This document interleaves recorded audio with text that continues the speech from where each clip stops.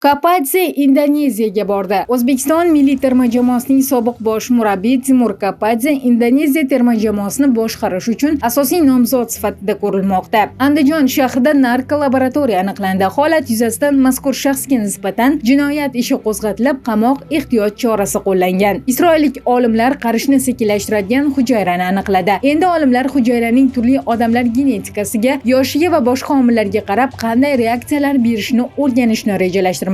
Braziliyadagi Birlashgan Millatlar Tashkiloti sammiti o'tkazilgan zal yonib ketdi. Yong'inda hech qanday o'lim yoki jarohatlanish bo'lmagani aytilmoqda. Vyetnamda toshqinlar va ko'chkilar oqibatida kamida 26 kishi halok bo'ldi. Toshqinlar hududlarda 43 mingdan ortiq uyga zarar yetkazgan yoki ularni suv bosgan. Qozog'istonda prank taqiqlanishi mumkin. Mamlakat madaniyat va axborot vaziri Aida Bolayevaning ma'lum qilishicha, Qozog'istonda prank qilish taqiqlanishi mumkin. Har kuni sizdan yashirilayotgan voqealar bor. Ularni bilishga tayyormisiz? Unda Telegram kanalimizga ulaning. Havola profil shapkasida.